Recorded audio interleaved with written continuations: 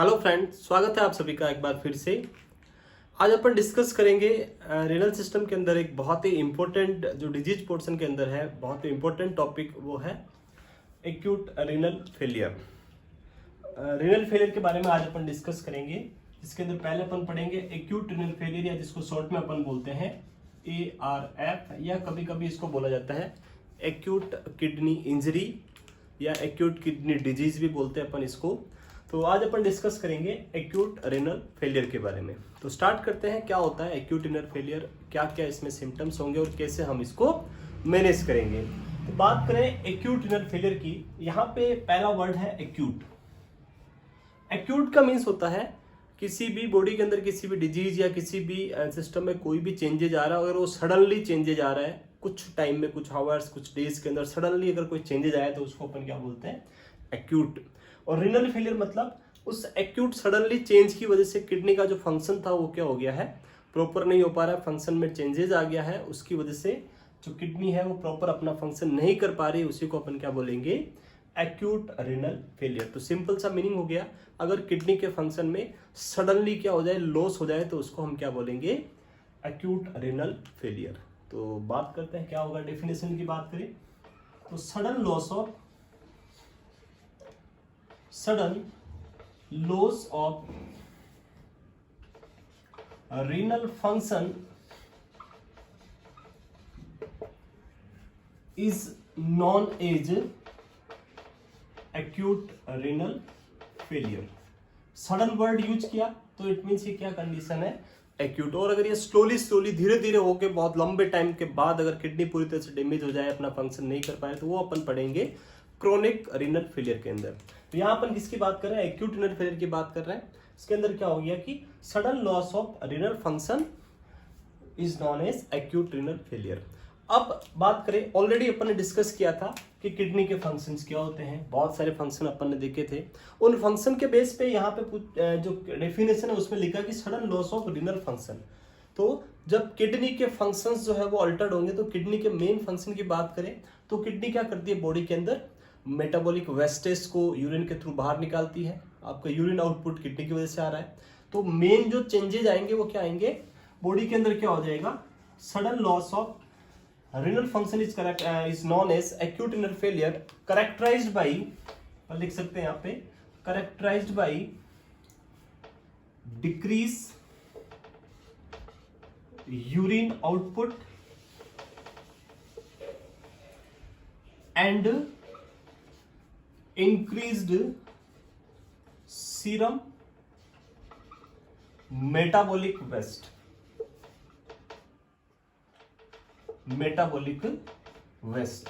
तो ऑलरेडी अपन ने पढ़ा था किडनी कौन कौन से मेटाबॉलिक वेस्ट को बॉडी से बाहर भेजती है। तो मेटाबॉलिक वेस्ट के अंदर जो अपन बात करेंगे, जैसे ब्लड यूरिया नाइट्रोजन, आपका सीरम क्रिएट, यूरिक एसिड, तो इन सब का लेवल ब्लड के अंदर क्या हो जाएगा, इंक्रीज हो जाएगा, क्योंकि किडनी अपना फंक्शन नहीं कर पा रही है। किडनी फंक्शन नहीं करेगी तो ये सारे वेस्ट प्रोडक्ट बॉडी से बाहर नहीं जाएंगे, और बाहर नहीं जाएंगे तो इनका लेवल ब्लड में क्या हो जाएगा, इंक्रीज हो जाएगा। और इसी कंडीशन को हम क्या बोल रहे हैं, एक्यूट रीनल फेलियर। बात करेंगे अपन इसके कि क्या इसके कोज हो सकते हैं, क्या क्या इसमें सिम्टम आ सकते हैं, और कैसे कैसे हम इसको असेस करके मैनेजमेंट इसका कर सकते हैं। तो ये था इसके बारे में डेफिनेशन। यहाँ पे एक इंपॉर्टेंट चीज जो अपन ध्यान रखेंगे कि जो सीरम क्रिएट है इसका लेवल 50% इंक्रीज हो जाएगा जब नॉर्मल वैल्यू से, 50% नॉर्मल वैल्यू से। नॉर्मल वैल्यू अपन ने देखा था 0.6 to 1.2 milliequivalent per litre था सीरम क्रिएट का लेवल। तो इसका वैल्यू अगर 50% ज्यादा हो जाए, यानी अराउंड 1.5 या 1.6 से भी ज्यादा पहुंच गया, 50% इसका हाफ से ज्यादा और हम ऐड कर दें, तो 50% से ज्यादा नॉर्मल वैल्यू का अगर बढ़ जाता है तो इट मीन्स वो कंडीशन किसकी तरफ आपको इंडिकेट कर रही है, एक्यूट रीनल फेलियर को इंडिकेट कर रही है। तो आपको सीरम क्रिएट देखना है, अगर 50% से नॉर्मल से ज्यादा आ रहा है तो इट मीन्स वो क्या कंडीशन हो सकती है, वहां पे एक्यूट रीनल फेलियर की कंडीशन देखने को मिल सकती है। तो ये था इसके बारे में डेफिनेशन। नेक्स्ट अपन बात करते हैं क्या इसके कोज हो सकते हैं, cause of acute renal failure, cause of acute renal failure. तो इसके कोज को हम 3 पार्ट में डिवाइड कर सकते हैं। रीनल फेलियर के कोज को अपन 3 पार्ट में डिवाइड कर सकते हैं। ये आपका सर्कुलेटरी सिस्टम, एक तरफ विनस और एक तरफ आपका जो है एरोटिक, एक वेना कवा और एक आपका जो आरोटा है। यहां से आपकी जो दोनों किडनी को ये ब्लड सप्लाई हो रही है दोनों साइड। इधर आपका किडनी दोनों तरफ, ये आपका किडनी, फिर किडनी से आपका यूरेटर और यूरेटर से आपका ब्लैडर।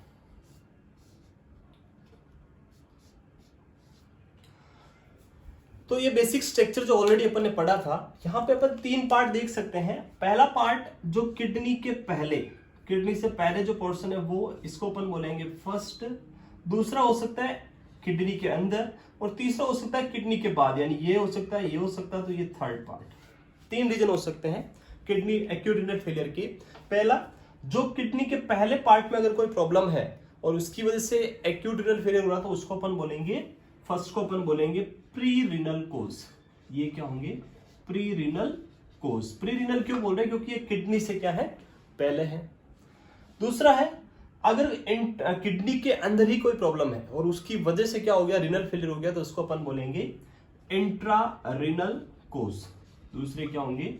इंट्रा रीनल कोज।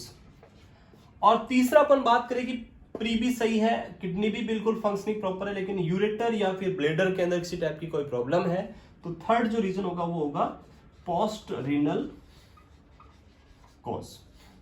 तो इसके जो कोज है उनको अपन 3 पार्ट में डिवाइड करके पढ़ेंगे। फर्स्ट पढ़ेंगे प्री रीनल कोज, दूसरा इंटर रीनल कोज, और थर्ड अपन पढ़ेंगे पोस्ट रीनल कोज। तो स्टार्ट करते हैं अपन पहले प्री रीनल कोज से कि प्री रीनल कोज क्या क्या हो सकते हैं। तो देखते हैं प्री रीनल कोज।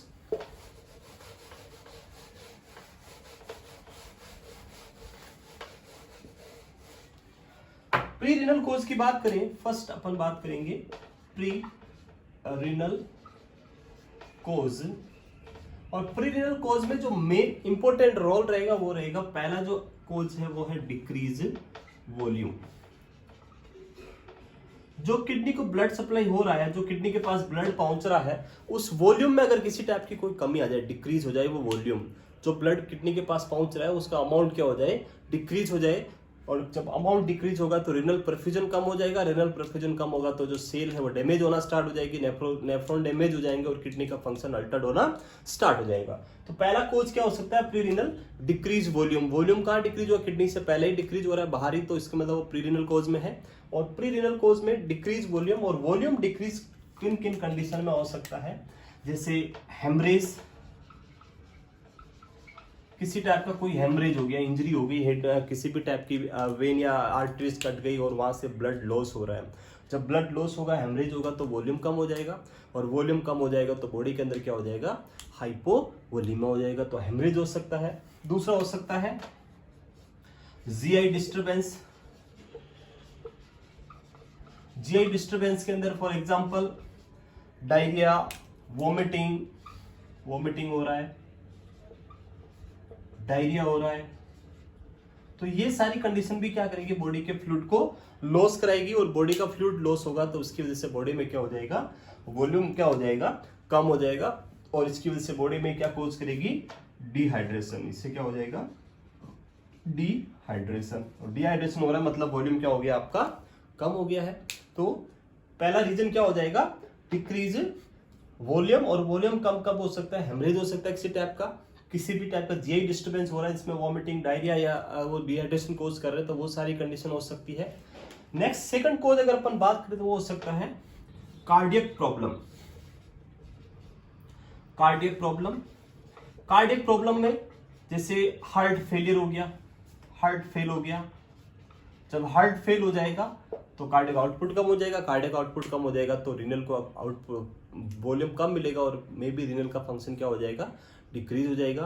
तो हार्ट फेलियर हो सकता है, डिसएरिथमिया हो सकता है, डिसएरिथमिया, तो और मे बी कार्डियोजेनिक शॉक हो सकता है, कार्डियोजेनिक शॉक, तो ये सारी कंडीशन में कार्डियक प्रॉब्लम में भी क्या हो रहा है, वॉल्यूम जो किडनी के पास पहुंच रहा है वो क्या हो रहा है, डिक्रीज हो रहा है। और जब वॉल्यूम डिक्रीज होगा तो उसकी वजह से आपका किडनी क्या हो जाएगा, फेल हो जाएगा, प्रॉपर फंक्शन नहीं कर पाएगा और उसकी वजह से पेशेंट को रीनल फेल्यूर देखने को मिलेगा। तो वो अगर एक्यूट है, सडनली है, तो उसको एक्यूट बोलेंगे और प्रोग्रेसिवली धीरे धीरे होगा तो हम आगे पढ़ेंगे क्रोनिक रीनल फेल्यूर के अंदर। तो ये दो कॉज देखे अभी, डिक्रीज वॉल्यूम और कार्डियक प्रॉब्लम। नेक्स्ट अपन बात करें कि अगर किसी टाइप से जो आपकी वेसल्स है, ब्लड वेसल्स है, वो अगर वेसल डायलेट हो जाए, वेसल अगर डायलेट हो जाए तो उसकी वजह से भी क्या हो सकता है, बॉडी के अंदर हाइपोवोलीमिया हो सकता है। थर्ड जो रीजन अपन बात करें तो वो है वेसो डायलेशन। वेसोडाइलेशन जैसे पेशेंट सेप्सिस में है, इन्फेक्शन हो गया किसी टाइप से, सेप्सिस से तो वहां हो सकता है, सेप्सिस की वजह से हो सकता है वेसोडाइलेशन। किसी टाइप की वेसोडाइलेटरी, जैसे आपने हाइपरटेंसिव ड्रग दे रखी है पेशेंट को, हाइपरटेंसिव ड्रग, हाइपरटेंशन को ट्रीट करने के लिए आपने ड्रग दे रखी है, तो वो ड्रग हो सकती है, एनाफाइलेक्सिस हो सकता है, एनाफाइलेक्सिस रिएक्शन हो रही है तो उनकी वजह से भी क्या हो सकता है, वेसल डायलेट हो सकती है। तो ये सारी कंडीशन में क्या होगा, पेशेंट का वेसोडाइलेशन होगा। वेसोडाइलेशन होगा तो जो आपका ब्लड जो रिटर्न हो रहा था, जो वॉल्यूम रिटर्न होकर हार्ट के पास पहुंच रहा था, वीनस रिटर्न हो रहा था, वो डिक्रीज हो जाएगा। जब वीनस रिटर्न डिक्रीज होगा तो पेशेंट का कार्डियक आउटपुट कम हो जाएगा। कार्डियक आउटपुट कम होगा तो जो रीनल का जो ब्लड सप्लाई है वो डिक्रीज कम हो जाएगा और उसकी वजह से आपका रीनल फेल्यूर होने के चांसेस हो सकते हैं।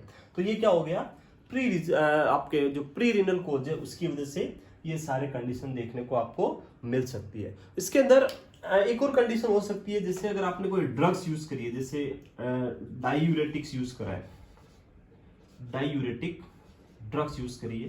जब अपन डायूरेटिक्स ज्यादा यूज करेंगे तो उसकी वजह से जो आपका वॉल्यूम है वो बहुत ज्यादा लॉस होगा, पेशेंट का यूरिन आउटपुट बहुत ज्यादा इंक्रीज हो जाएगा और जब बहुत ज्यादा यूरिन आउटपुट बढ़ेगा तो उसकी वजह से बॉडी का वॉल्यूम क्या हो जाएगा, डिक्रीज हो जाएगा। और वॉल्यूम डिक्रीज होगा तो फिर किडनी को क्या मिलेगा, लो वॉल्यूम मिलेगा और उसकी वजह से मे भी पेशेंट को क्या हो सकता है, रीनल फेलियर हो सकता है। अगर अपन ने प्रोग्रेसिवली लंबे टाइम तक क्या यूज किया, डायूरेटिक्स अगर पेशेंट पे यूज किया तो वो भी क्या कर सकती है, रीनल फेलियर कोज कर सकती है। उसके अलावा कुछ ड्रग्स हो सकती है, जैसे अभी अपन ने देखा कि डायूरेटिक्स हो सकती थी। ये सारे कोज किसके थे, प्री रीनल फेलियर के कोज थे। इनकी वजह से आपको देखने को मिल सकता है कि किडनी में किसी टाइप से इनकी वजह से किडनी डैमेज होके रीनल फेलियर हो सकता है। नेक्स्ट अपन बात करें इंट्रा रीनल कोज। सेकंड कोज कौन से हो सकते हैं, सेकंड इंट्रा रीनल कोज। इंट्रा रीनल की बात करें तो किडनी के अंदर इटसेल्फ अगर किसी टाइप की कोई प्रॉब्लम है, किडनी के अंदर किससे प्रॉब्लम हो सकती है, तो पहला जो है वो कोज हो सकता है कि जो प्री रीनल है उसकी वजह से सेल क्या हो जाए, डैमेज हो जाए। प्री रीनल कोज है, उसकी वजह से किडनी को ब्लड नहीं मिलेगा और किडनी को ब्लड नहीं मिलेगा तो किडनी की सेल क्या हो जाएगी, डैमेज हो जाएगी और किडनी की सेल डैमेज होगी तो रीनल फेलियर हो सकता है। तो किडनी की सेल क्या हो जाए, प्री रीनल नेक्रोसिस, जिसको अपन बोलेंगे pre renal necrosis. Pre renal necrosis क्यों हो रहा है, क्योंकि वॉल्यूम डिक्रीज हुआ किडनी के पास, डिक्रीज वॉल्यूम टू किडनी, और वॉल्यूम डिक्रीज हुआ तो हाइपोक्सिया इन सेल, और हाइपोक्सिया से सेल क्या हो जाएगी, सेल डैमेज, और cell damage lead to necrosis. तो इस वजह से क्या हो सकता है, प्री रीनल नेक्रोसिस हो सकता है। तो ये आपको देखने को मिल सकता है। ट्यूबुलर नेक्रोसिस हो सकता है, जो ट्यूबल्स अपन ने देखी थी स्ट्रक्चर्स, वो उनमें नेक्रोसिस हो सकता है। ट्यूबुलर नेक्रोसिस किडनी के अंदर किसी टाइप का इन्फेक्शन हो सकता है। किडनी में पेशेंट को क्या हो गया, इन्फेक्शन हो गया, तो इन्फेक्शन हो सकता है। किसी टाइप से किडनी के अंदर ऑब्स्ट्रक्शन आ सकता है, कोई भी ऑब्स्ट्रक्शन, लाइक ट्यूमर हो सकता है, ब्लड क्लॉट हो सकता है। ऑब्स्ट्रक्शन होगा तो किडनी को प्रॉपर ब्लड सप्लाई नहीं होगी और उसकी वजह से पेशेंट को क्या हो सकता है, रीनल फेलियर हो सकता है। तो ऑब्स्ट्रक्शन वाली कंडीशन आ सकती है। या फिर कोई नेफ्रोटॉक्सिक ड्रग अपन ज्यादा यूज कर रहे हैं, पेशेंट में क्या कर रहे हैं, नेफ्रोटॉक्सिक ड्रग्स। अगर आपने पेशेंट में बहुत ही ज्यादा नेफ्रोटॉक्सिक ड्रग यूज करी है तो उसकी वजह से भी क्या हो सकता है, पेशेंट को रिनल फेलियर हो सकता है। फॉर एग्जांपल एमिलोग्लाइकोसाइड, एमाइनोग्लाइकोसाइड जो अपनी एंटीबायोटिक ड्रग होती है, जेंटामाइसिन, वो सारी जो ड्रग्स है एमाइनोग्लाइकोसाइड, वो क्या कर सकती है, किडनी को डैमेज कर सकती है। अपन ने प्रीवियसली एक डाई के बारे में जब डायग्नोस्टिक टेस्ट पढ़े थे तब देखा था, जब सीटी स्कैन करते हैं अगर रेडियो ओपेक डाई दी जा रही है तो वो डाई भी क्या करती है, नेफ्रोटॉक्सिक होती है, किडनी को डैमेज कर सकती है, रीनल फेलियर कोज करा सकती है। तो रेडियो ओपेक डाई अगर आपने रेडियो ओपेक डाई यूज करी है तो वो भी क्या कर सकती है, किडनी को डैमेज कर सकती है। तो ये सारे क्या हो सकते हैं, इंट्रारीनल कोज हो सकते हैं। अगर इनके अलावा किसी और वजह से किडनी फेल हो रही है तो वो अपन पढ़ते हैं नेक्स्ट थर्ड क्या हो सकते हैं, पोस्ट रीनल कोज। पोस्ट रीनल कोज की बात करें, थर्ड है पोस्ट रीनल कोज। पोस्ट रीनल कोज में जो आपका किडनी से लेके यूरेटर और ब्लैडर तक जो कंडीशन है वो हो सकता है। उसके अंदर जैसे ऑब्स्ट्रक्शन हो सकता है। पोस्ट थर्ड है अपना पोस्ट रीनल कोज। पोस्ट रीनल कोज के अंदर मेन जो प्रॉब्लम है वो है ऑब्स्ट्रक्शन। जो यूरेटर है उसमें किसी टाइप से ऑब्स्ट्रक्शन आ जाए। फॉर एग्जांपल यूरेटर के अंदर क्या हो गया, स्टोन हो गया, स्टोन की वजह से ऑब्स्ट्रक्शन हो जाएगा और ऑब्स्ट्रक्शन होगा तो जो यूरिन फॉर्म होके यूरेटर के थ्रू ब्लैडर में जा रहा था वो ब्लैडर में नहीं जाएगा और उसकी वजह से जो किडनी है उसके अंदर हाइड्रोनेफ्रोसिस हो जाएगा और उसकी वजह से उस किडनी में क्या हो सकता है, डैमेज हो सकता है, किडनी प्रॉपर फंक्शन नहीं कर पाएगी। तो स्टोन हो सकता है, किसी टाइप का ट्यूमर हो सकता है, ब्लैडर के अंदर ट्यूमर हो सकता है, किसी टाइप का ब्लड क्लॉट हो सकता है, ब्लड क्लॉट। तो ये सारी कंडीशन क्या कर सकती है पेशेंट के अंदर, आपका पोस्ट रीनल कोज के अंदर ऑब्स्ट्रक्शन कोज करके किडनी को क्या कर सकती है, डैमेज कर सकती है। उसके अलावा एक और कंडीशन हो सकती है जो अपन ने प्रोस्टेट ग्लैंड के बारे में अपन ने जो पढ़ा था। प्रोस्टेट ग्लैंड जो यूरेटर के चारों तरफ होती है मेल पेशेंट के अंदर, benign prostatic hyperplasia, benign prostatic hyperplasia. अगर प्रोस्टेट ग्लैंड के हाइपरप्लेजिया हो जाए, उसकी साइज इंक्रीज हो जाए तो उसकी वजह से यूरेटर के ऊपर प्रेशर पड़ेगा और यूरेटर का जो डायमीटर है वो नैरो हो जाएगा, उसकी वजह से ऑब्स्ट्रक्शन आएगा और पेशेंट को क्या हो सकता है, पोस्ट रीनल कोज के अंदर रीनल फेलियर हो सकता है। तो ये तीन टाइप के कोज अपन ने पढ़े, pre, intra and post. Pre के अंदर किडनी से पहले कोई भी प्रॉब्लम लाइक मोस्ट प्रोबेबली वहां पे हाइपोवोलीमिया वाली कंडीशन होगी। इंट्रारीनल के अंदर किडनी के अंदर किसी टाइप का कोई नेक्रोसिस हो रहा है, इन्फेक्शन हो रहा है, तो वो सारी कंडीशन इंट्रारीनल के अंदर। और पोस्ट रीनल में किसी टाइप का ऑब्स्ट्रक्शन जिसके स्टोन, ट्यूमर, ब्लड क्लॉट या बेनाइन प्रोस्टेटिक हाइपरप्लेजिया, बीपीए जिसको अपन बोलते हैं। तो ये सारी कंडीशन क्या कर सकती है, एक्यूट रीनल फेलियर कोज कर सकती है किसी भी पेशेंट के अंदर। तो ये सारे थे इसके कोज। नेक्स्ट अपन बात करते हैं थर्ड, जो इसके जो नेक्स्ट जो इसकी सिम्टम्स या जिनको अपन बोले phase of renal failure, acute renal failure, phases of acute renal failure, phase of acute renal failure. तो रीनल फेलियर की फेज है उनको अपन बेसिकली बुक्स में 4 भी दिया होता है। स्टार्टिंग जो होती है ऑनसेट फेज होती है जिसमें वो स्टार्ट होता है, उसको वो ज्यादा इंपॉर्टेंट उसमें कुछ नहीं है। मेन जो फेज है इसके अंदर 3 फेज हो सकती है। पहली फेज जिसको अपन बोलते हैं ओलिगोयूरिया फेज, सेकंड फेज जिसके अंदर बहुत ज्यादा यूरिन आएगा तो डायूरेसिस फेज, और तीसरी फेज जिसको अपन बोलते हैं रिकवरी फेज। तो अपन 1 बाय 1 देखेंगे यहाँ पे टोटल फेज कितनी हो सकती है। बेसिकली फर्स्ट ऑनसेट, ऑनसेट होने के बाद oliguria phase, oliguria phase, diuresis phase और लास्ट होगा आपका रिकवरी फेज। तो हम इसमें देखेंगे कैसे आप इस फेज को आइडेंटिफाई करोगे, क्या क्या इन फेज में सिम्टम्स होंगे, कैसे हम इस फेज को इजीली आइडेंटिफाई कर सकते हैं। तो 1 बाय 1 अपन देखते हैं, oliguria phase, diuresis phase and आपका रिकवरी फेज। तो फर्स्ट अपन बात करते हैं oliguria phase.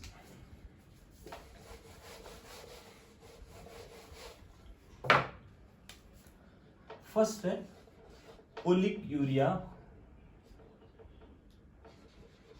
Oliguria phase. Oliguria की बात करें तो ओलिगोयूरिया का मीनिंग होता है जब अपना यूरिन आउटपुट 500 और अपन 400 बात करें, 400 से कम हो जाए, लेस देन 400 यूरिन आउटपुट आए तो उसको अपन क्या बोलते हैं, ओलिगोयूरिया कंडीशन कहलाती है। तो ओलिगोयूरिया का मीन्स हो गया यूरिन आउटपुट लेस देन 400 या 500 ml से लेस देन है तो उसको अपन बोलेंगे ओलिगोयूरिया। यहाँ पे फेज यही है, तो जब एक्यूट रिनल फेलियर वाली कंडीशन अकर होगी, ऑनसेट होगा, तो धीरे धीरे पेशेंट का यूरिन आउटपुट क्या होना स्टार्ट हो जाएगा, डिक्रीज होना स्टार्ट होगा, और उसकी वजह से कंडीशन आएगी जिसको अपन बोलेंगे ओलिगोयूरिया, और वो होगा जब यूरिन आउटपुट क्या हो जाएगा, लेस देन 400 ml। तो यहाँ पे पहला जो याद रखना है मेन इंपॉर्टेंट, इस फेज का जो ड्यूरेशन होता है ये होती है अराउंड 8 to 15 डेज तक आपको ये देखने को मिलेगी, 8 to 15 डेज। नेक्स्ट आपको क्या याद करना है, जो यूरिन आउटपुट है वो क्या हो जाएगा, यूरिन आउटपुट धीरे धीरे कम होता होता ओलिगोयूरिया तक पहुंच जाएगा। सडनली कम नहीं होगा, यूरिन आउटपुट क्या होगा, धीरे धीरे कम होगा, और लेटर ऑन लास्ट में जाते जाते क्या हो जाएगा, बहुत ही ज्यादा कम हो जाएगा, urine output less than 400 ml। जब बॉडी के अंदर यूरिन आउटपुट, यूरिन बाहर नहीं जाएगा आपकी बॉडी से, तो बॉडी के अंदर कौन सी कंडीशन आ जाएगी, जब यूरिन आउटपुट कम हो जाएगा तो बॉडी के अंदर जो फ्लूइड है वो बॉडी के अंदर ही प्रेजेंट रहेगा, बाहर नहीं जाएगा, और बॉडी में फ्लूइड क्या हो जाएगा, एक्सेस अमाउंट में हो जाएगा। यूरिन आउटपुट कम होने से बॉडी में क्या हो गया, हाइपर वोलीमिया, वॉल्यूम का क्या हो गया, बॉडी में इंक्रीज हो गया क्योंकि यूरिन आउटपुट कम हो गया। और हाइपरवोलीमिया होगा तो आपको पता है हाइपरवोलीमिया के सिम्टम क्या क्या हो सकते हैं। तो हाइपरवोलीमिया होगा तो आपको क्या क्या सिम्टम देखने को मिलेंगे बॉडी में। जब भी हाइपरवोलीमिया होगा तो आपकी जो कार्डियक आउटपुट बढ़ेगा और उसकी वजह से बीपी यानी हाइपर टेंशन आपको देखने को, हाइपर टेंशन, बॉडी के अंदर क्या हो जाएगा, एडिमा, बॉडी में एडिमा हो जाएगा। उसके अलावा जो आपकी पेरिकार्डियम है, पेरिकार्डाइटिस, जो प्लूरल इफ्यूजन देखने को मिलेगा आपको, पेरिकार्डियल इफ्यूजन देखने को मिलेगा, pleural effusion, pericardial effusion, pericardial effusion. Lungs के अंदर अपन बात करें तो पल्मोनरी एडिमा, पल्मोनरी एडिमा, ये सारी कंडीशन आपको पेशेंट के अंदर देखने को मिलेगी। क्यों, इनका रीजन क्या है, ड्यू टू हाइपर वोल्यूमिया। जैसे जैसे वॉल्यूम बढ़ेगा, यूरिन आउटपुट कम होगा, बॉडी के अंदर वॉल्यूम कम हो जाएगा, वॉल्यूम कम बॉडी के अंदर वॉल्यूम इंक्रीज हो जाएगा क्योंकि यूरिन आउटपुट कम हो गया।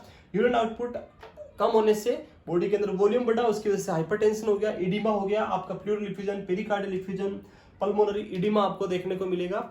और अपन बात करें तो जो नेक वेन है वो डिस्टेंडेड हो जाएगी, आपकी वेना का नेक वेन डिस्टेंडेड, ये सारी कंडीशन आपको देखने को पेशेंट के अंदर मिलेगी। उसके अलावा जब बॉडी के अंदर वॉल्यूम बढ़ेगा तो हार्ट जो है वो प्रॉपर फंक्शन नहीं कर पाएगा, उसकी वजह से हार्ट में क्या देखने को मिल सकता है, आपको डिसएरिथमिया देखने को मिल सकता है, डिसएरिथमिया,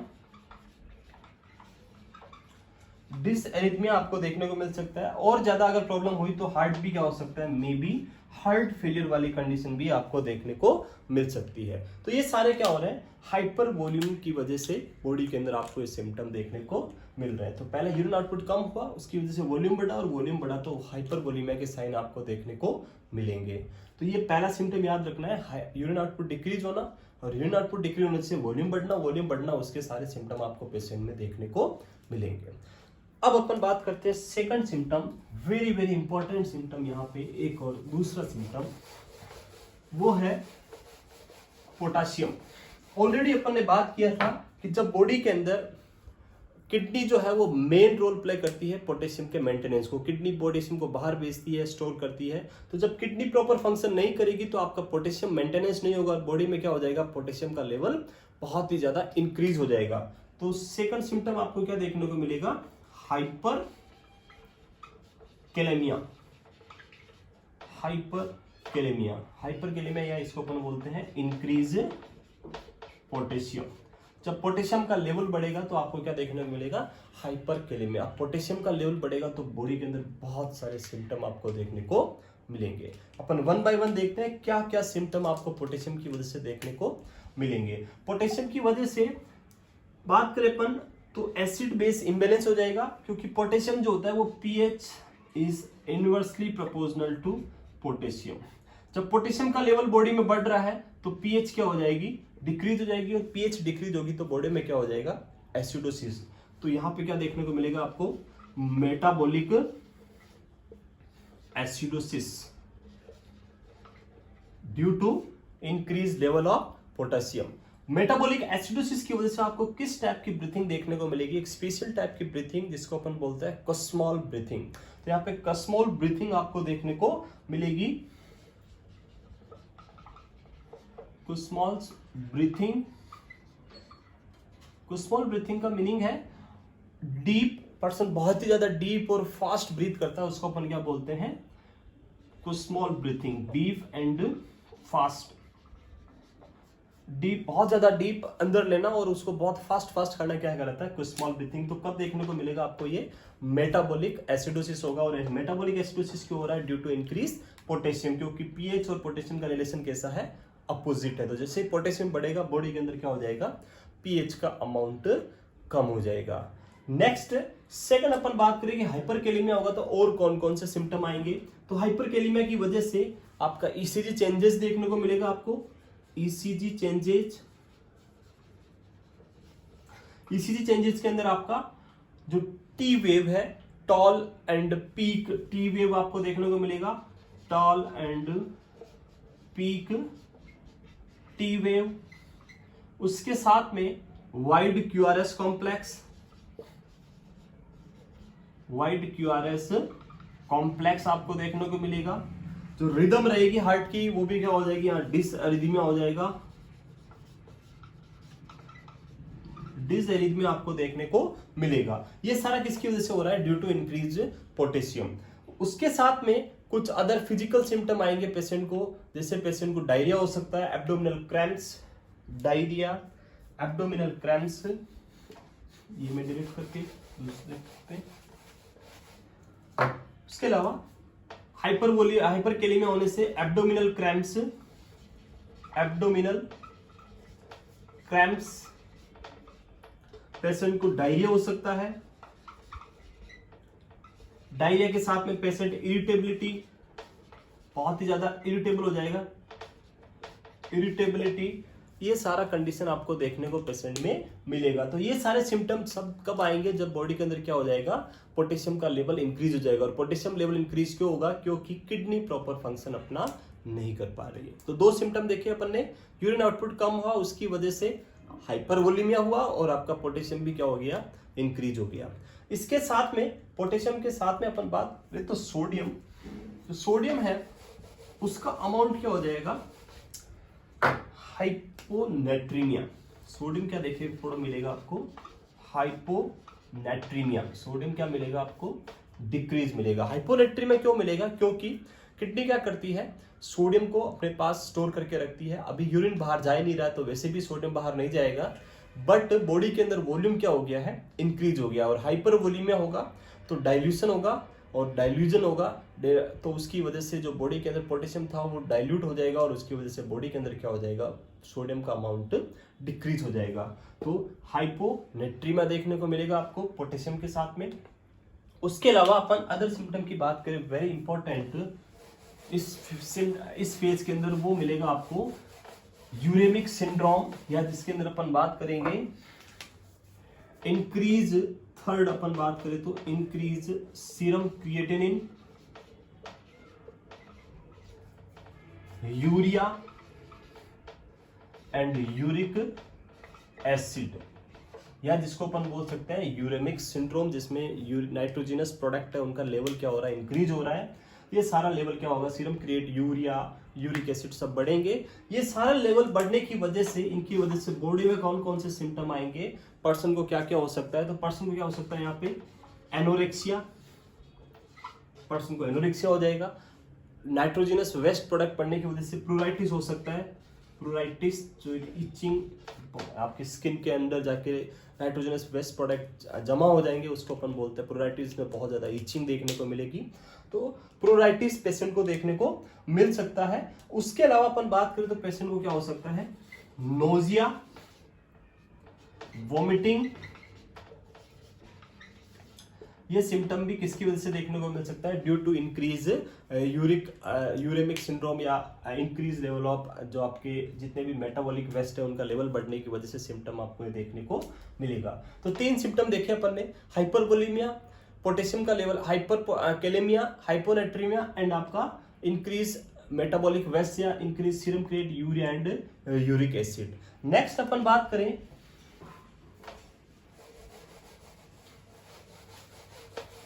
इस फेज के अंदर, और अपन अगर बात करें तो जब बॉडी के अंदर बहुत सारे मेटाबॉलिक वेस्ट इंक्रीज होंगे तो उसके और पोटेशियम और सोडियम का अमाउंट भी अल्टर्ड होगा, तो उसकी वजह से जो आपका न्यूरोलॉजिकल जो स्टेटस है वो क्या हो जाएगा, न्यूरोलॉजिकल डिस्टर्बेंसेस,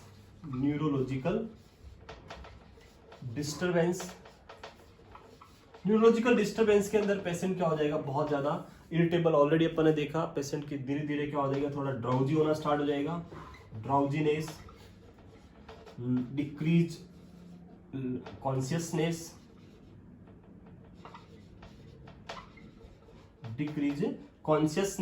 उसके अलावा जो पर्सन है उसको टिंगलिंग, जो थंब है या जो एक्सट्रीमिटीज है वहां पे क्या हो सकता है, टिंगलिंग। और अगर आपने अर्ली फेज में रिकवर नहीं किया तो पेशेंट किस में जा सकता है, मे बी इन कोमा में भी पेशेंट जा सकता है। तो ये न्यूरोलॉजिकल डिस्टर्बेंस आपको ओलिगोयूरिया फेज के अंदर देखने को मिलेगा। तो ओलिगोयूरिया फेज के अंदर क्या हुआ, यूरिन आउटपुट कम हुआ, उसकी वजह से हाइपरवोलेमिया हुआ, पेशेंट को हाइपरकैलेमिया हुआ, पेशेंट की बॉडी के अंदर पोटेशियम सोडियम का अमाउंट डिक्रीज हो गया, और उसके अलावा कुछ और अपन ने देखा न्यूरोलॉजिकल डिस्टर्बेंस हुआ, और अपन ने अदर सिम्टम भी देखे, मेटाबॉलिक एसिडोसिस देखने को मिला। उसके अलावा 2 इंपॉर्टेंट चीज, एक कैल्शियम और एक फॉस्फेट। कैल्शियम और फॉस्फेट की बात करें तो जो किडनी जो डैमेज होती है तो उसकी वजह से आपका विटामिन डी प्रॉपर एक्टिवेट नहीं कर पाती है, और उसकी वजह से कुछ और सिम्टम्स आते हैं। इसकी वजह से हाइपोकैल्सीमिया आपको देखने को मिलेगा, और बॉडी के अंदर कैल्शियम लेवल कम होगा तो उसके कंपेयर में फॉस्फेट का लेवल क्या हो जाएगा, इंक्रीज हो जाएगा। तो हाइपोकैलेमिया एंड हाइपर फॉस्फेटेमिया भी आपको यहाँ देखने को मिल सकता है इस फेज के अंदर, हाइपोकैल्सीमिया एंड हाइपर फॉस्फेटेमिया। फॉस्फेट का लेवल इंक्रीज हो जाएगा और आपका कैल्शियम का लेवल भी थोड़ा कम देखने को आपको इस फेज में मिल सकता है। तो ये सारा था कौन सी फेज के अंदर, ओलिगोयूरिया फेज के अंदर। अब अपन बात करते हैं सेकंड फेज, जो दूसरी फेज अपनी डायूरेटिक फेज, उसके बारे में। फर्स्ट फेज ओलिगोयूरिया फेज के बाद पर्सन आएगा second phase diuretic phase. Diuretic phase में पेशेंट स्लोली क्या होगा, रिकवर होना स्टार्ट होगा, और पेशेंट का जो यूरिन आउटपुट है वो धीरे धीरे इंक्रीज होना स्टार्ट होगा। तो स्लोली इंक्रीज यूरिन आउटपुट, और यूरिन आउटपुट इंक्रीज होते होते लेटर ऑन कहां तक पहुंच जाएगा, 4 to 5 लीटर पर डे। बहुत ही ज्यादा डायूरेसिस आपको यहाँ देखने को मिलेगा। कुछ दिन बाद धीरे धीरे इंक्रीज होगा, और उसके बाद मैक्सिमम कितना हो जाएगा, 4 to 5 लीटर पर डे। जब बॉडी के अंदर 4 to 5 litre urine per day discharge body से बाहर जाएगा, तो उसकी वजह से बॉडी के अंदर क्या हो सकता है, डिहाइड्रेशन, क्योंकि यूरिन आउटपुट बहुत ज्यादा हो गया, डायूरेसिस हो रहा है। डिहाइड्रेशन आपको देखने को मिलेगा क्योंकि यूरिन आउटपुट बहुत ही ज्यादा इंक्रीज हो गया। डिहाइड्रेशन की वजह से बॉडी में क्या हो जाएगा, हाइपोवोलेमिया के साथ में हाइपोटेंशन, बीपी भी कम हो जाएगी, वॉल्यूम कम हो गया। तो उसके अलावा जो पोटेशियम है वो वाटर के साथ बहुत ज्यादा लॉस होगा, उसकी वजह से यहां आपको क्या देखने को मिलेगा, हाइपोकैलेमिया।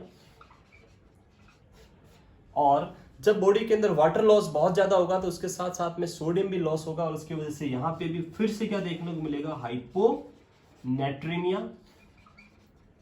तो अपन ने देखा कि ओलिगोयूरिया फेज के अंदर कैल्शियम का लेवल पोटेशियम का लेवल इंक्रीज था, हाइपर था, लेकिन यहाँ पे क्या हो गया, डिक्रीज हो गया, क्योंकि यूरिन आउटपुट बहुत ज्यादा हो रहा है इंक्रीज, तो उसकी वजह से पोटेशियम क्या हो जाएगा, का लॉस हो जाएगा, बॉडी से बाहर चला जाएगा। जब बहुत ही ज्यादा बीपी कम हो जाएगा, वॉल्यूम कम हो जाएगा, तो हार्ट कंपनसेशन करने के लिए बॉडी के अंदर क्या करेगा, रेट बहुत ज्यादा इंक्रीज करेगा, उसको अपन बोलेंगे टेकीकार्डिया। आपको यहाँ टेकीकार्डिया भी देखने को मिल सकता है। उसके साथ में जो सीरम क्रिएट अपन ने देखा था यूरिया, और उनका लेवल धीरे धीरे थोड़ा थोड़ा क्या होना लग जाएगा, डिक्रीज होना स्टार्ट हो जाएगा। बट अभी तक नॉर्मल नहीं आए हैं, लेकिन उनका लेवल क्या हो जाएगा, थोड़ा डिक्रीज। तो serum create urea, uric acid, ये किसकी तरफ, टुवार्ड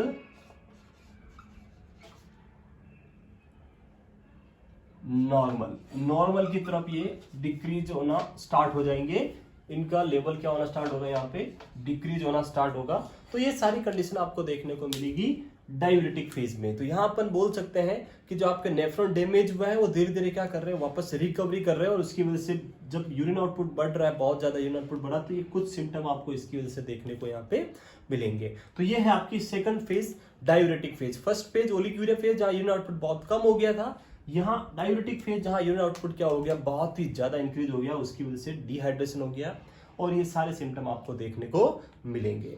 नेक्स्ट अपन बात करें थर्ड लास्ट फेज जो है वो है रिकवरी फेज, जहां पे पेशेंट रिकवरी करना स्टार्ट करेगा। थर्ड फेज जो है वो है रिकवरी फेज। रिकवरी फेज के अंदर जो आपके किडनी है वो धीरे धीरे वापस रिकवर करना स्टार्ट करेगी, और जब रिकवर होगा तो इसके अंदर अराउंड जो टाइम है वो बहुत ही long time, it up to 1 to 2 years जो है आपकी ये फेज लेगी, जिसके अंदर पेशेंट वापस किडनी वापस नॉर्मल रिकवर हो जाएगी। इस फेज के अंदर एक चीज जो याद रखनी है वो है कि यहाँ पे आपकी जो नॉर्मल GFR है, ग्लोमेरुलर फिल्ट्रेशन रेट, उस GFR का 1 to 3% परमानेंटली क्या हो जाता है, रिडक्शन हो जाता है। 1 to 3% GFR परमानेंटली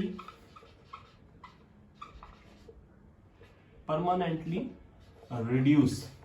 और परमानेंटली रिड्यूस क्यों होगी, क्योंकि आपकी किडनी फेलियर हुआ है। लेकिन 1 to 3% रिड्यूस होने से ज्यादा कोई क्लिनिकल सिग्निफिकेंस नहीं मिलेगा, उससे ज्यादा कोई सिम्टम्स देखने को नहीं मिलेगा। बट एक बार अगर रीनल फेलियर हुआ है, एक्यूट रीनल फेलियर रिकवर हुआ, तो उसकी GFR 1 to 3% क्या हो जाएगी, पहले के कंपेयर में डिक्रीज हो जाएगी। इस फेज के अंदर जो urea create urine output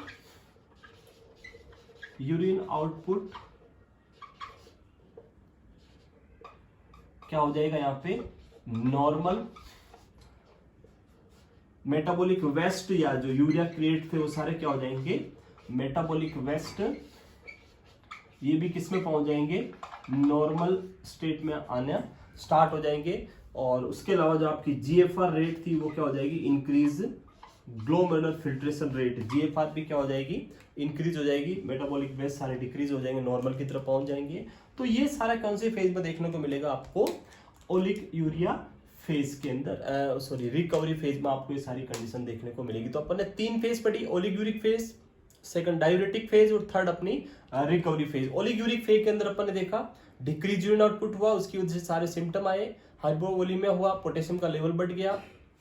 recovery phase second अपन ने डाययूरेटिक फेज देखा, जहां पे बहुत ही ज्यादा यूरिन आउटपुट आ रहा था, डिहाइड्रेशन हो गया था। और थर्ड फेज अपन ने देखा रिकवरी फेज, जहां पे पेशेंट स्लोली रिकवर होके अराउंड 1 to 2 ईयर में क्या हो जाएगा, पूरी तरह से रिकवर हो जाएगा।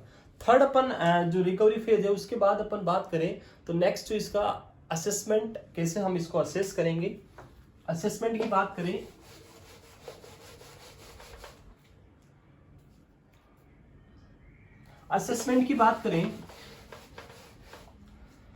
असेसमेंट एंड डायग्नोस्टिक फाइंडिंग, या डायग्नोस्टिक जो टेस्ट करेंगे अपन, असेसमेंट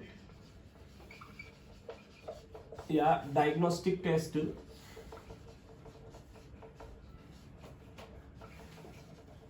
तो यहाँ पे जो अपन ने अभी सिम्टम देखे, अभी तक जितने भी सिम्टम देखे, उसी के बेस पर हम क्या करेंगे, पेशेंट का असेसमेंट एंड डायग्नोसिस करेंगे। तो असेसमेंट के अंदर अपन क्या कर सकते हैं, पेशेंट का यूरिन एंड ब्लड टेस्ट कर सकते हैं। यूरिन के अंदर अपन यूरिन का जो अपन ने ऑलरेडी टेस्ट देखा था यूरिन के बारे में, उसके रिलेटेड, जैसे यूरिन के अंदर अपन देखेंगे क्रिएट आपका यूरिया, उसके अलावा इसकी ऑस्मोलिटी, वो सारी कंडीशन अपन, इसका स्पेसिफिक ग्रेविटी, वो सब अपन इसमें यूरिन में चेक कर सकते हैं। ब्लड के अंदर भी अपन सीरम जो ब्लड के अंदर क्रिएट और वो सारा लेवल अपन चेक करेंगे। पेशेंट का क्रिएटिनिन क्लियरेंस चेक कर सकते हैं, वो सारा अपन ब्लड टेस्ट करके परफॉर्म करेंगे। उसके अलावा जितने भी अपन ने अभी जो जितने भी इलेक्ट्रोलाइट्स देखे थे, जैसे पोटेशियम का लेवल चेक करेंगे, फॉस्फेट, सोडियम, तो कैल्शियम, उन सब का लेवल अपन असेस करेंगे।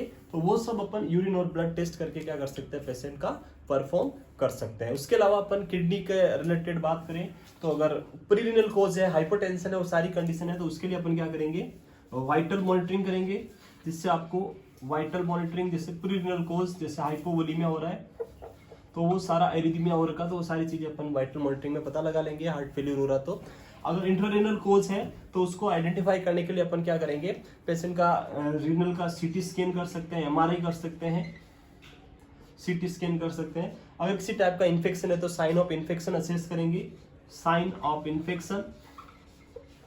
पेशेंट को अगर इन्फेक्शन हो रखा तो पेशेंट को क्या आएगा, फीवर आएगा, तो फीवर के लिए चेक कर सकते हैं। उसका WBC काउंट क्या हो जाएगा, काउंट्स इंक्रीज हो जाएगा, तो वो असेस कर सकते हैं इन्फेक्शन के लिए।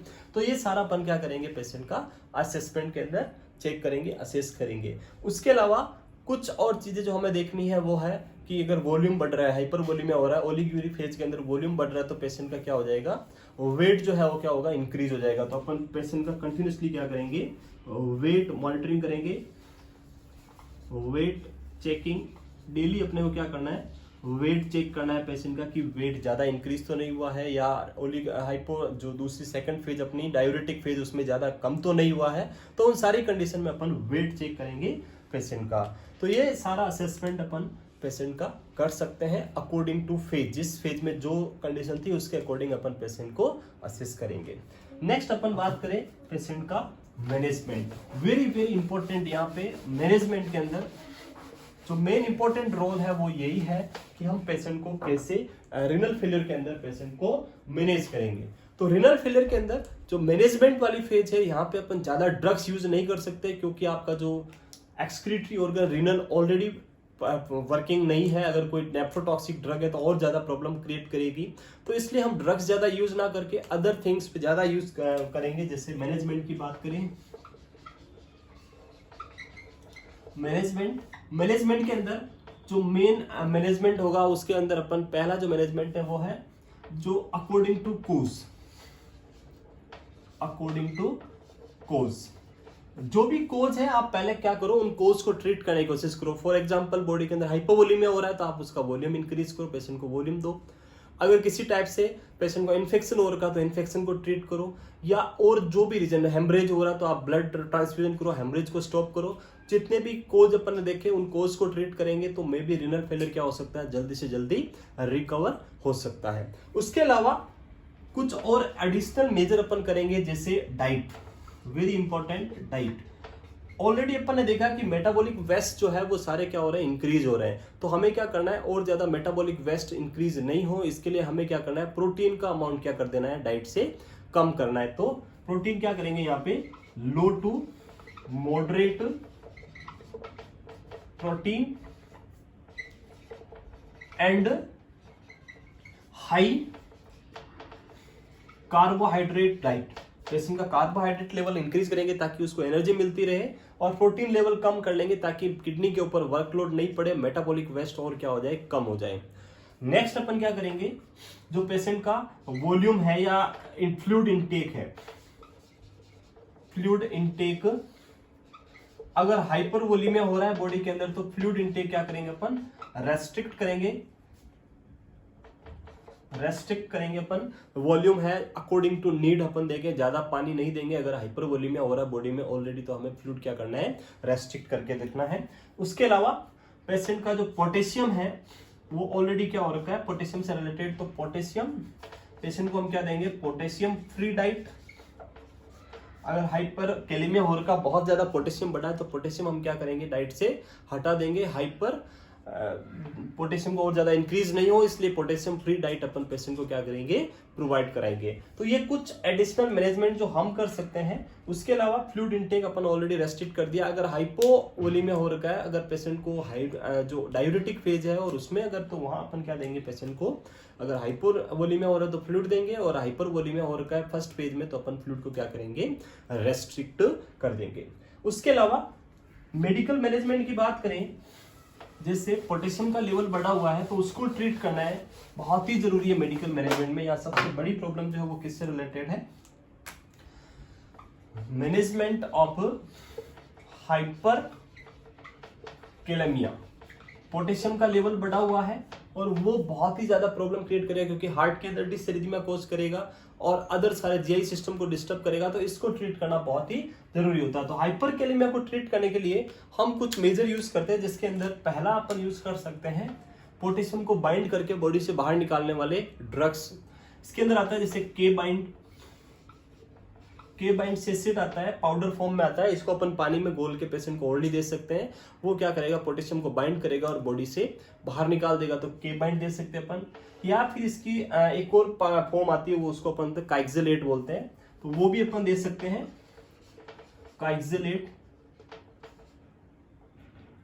काइक्सेलेट जो फॉर्म आती है वो भी अपन दे सकते हैं। ये भी सेम पाउडर फॉर्म जो पेशेंट को अपन ओरली दे सकते हैं, उससे पोटेशियम क्या हो जाएगा, बॉडी से बाहर चला जाएगा।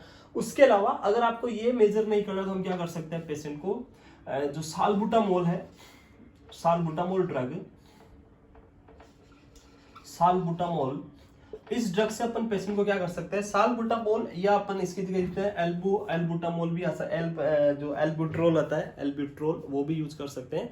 तो ये क्या करेगा, सालबुटामोल नेबुलाइजेशन,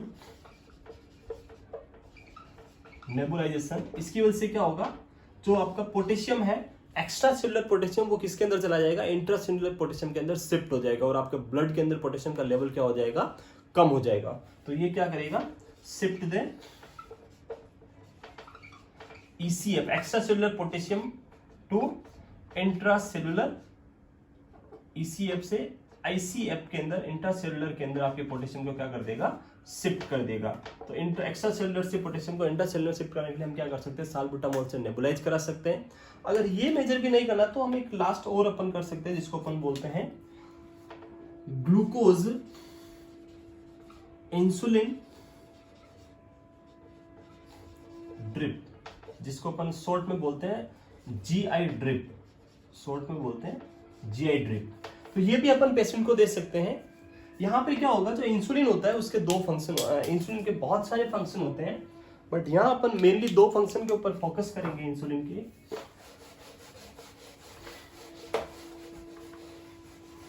इंसुलिन के यहाँ पे दो फंक्शन के बारे में बात करेंगे अपन। इंसुलिन क्या करता है बॉडी के अंदर, मेन जो फंक्शन है इसका क्या करना, ग्लूकोज मेटाबॉलिज्म करके ब्लड से ग्लूकोज के लेवल को क्या करता है, ये कम कराता है, ग्लूकोज मेटाबॉलिज्म। सेकंड अपन बात करें, इंसुलिन क्या करता है, पोटेशियम जो है, इस पोटेशियम को शिफ्ट करता है एक्स्ट्रा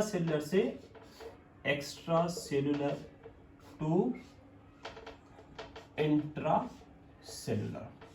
इसका एक फंक्शन क्या है कि इंसुलिन क्या करेगा, पोटेशियम को एक्स्ट्रा सेलुलर से इंट्रासेलुलर के अंदर शिफ्ट करता है। तो हमें यही कराना है, जो ब्लड के अंदर पोटेशियम बढ़ा है उसको कम कराना है।